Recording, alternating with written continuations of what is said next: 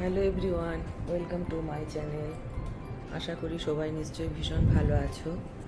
আজ আমরা এসেছি অটল ব্রিজে, যেটা আহমেদাবাদের সাবরমতী রিভারের উপর তৈরি হয়েছে। এটা প্রায় 300 মিটার লম্বা। মাননীয় প্রধানমন্ত্রী নরেন্দ্র মোদীজি এই ব্রিজটির উদ্বোধন করেছিলেন। এটা ভীষণ ইউনিক এবং খুব সুন্দর।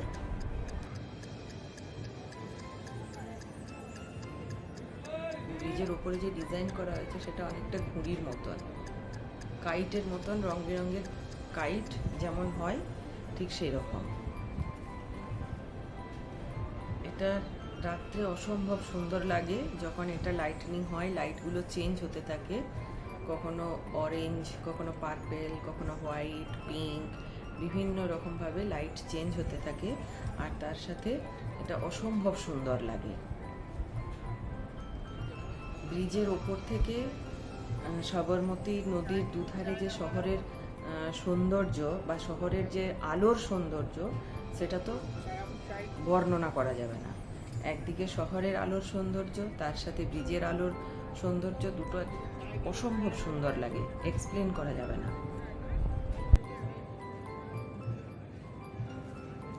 ব্রিজের নিচে রিভারফ্রন্ট ফ্লাওয়ার পার্ক আছে। এখানে টিকিট কেটে এন্ট্রি নিয়ে যেতে হয়। পার হেড 40 টাকা করে টিকিট লাগে। 40 টাকার টিকিটেই গার্ডেন প্লাস ব্রিজ দুটো কভার হয়ে যায়। শীতকালে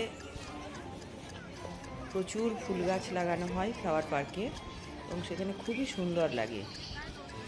এখন যেহেতু শীতকাল নয়, তাই আমরা যাইনি, আমরা নিচে থেকেই দেখে ঘুরে চলে এলাম।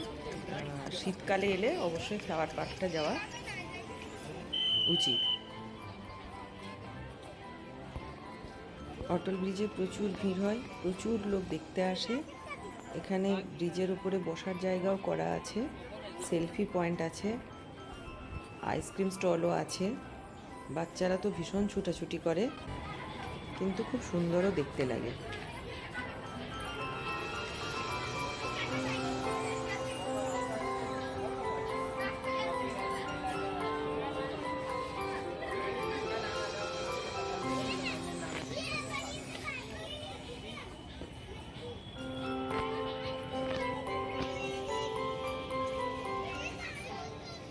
ভিডিওটি দেখার জন্য সবাইকে ধন্যবাদ। আমার ভিডিওটি যদি ভালো লেগে থাকে তাহলে লাইক, শেয়ার করবেন। আমার চ্যানেলে যদি নতুন হন তাহলে অবশ্যই সাবস্ক্রাইব করে দেবেন।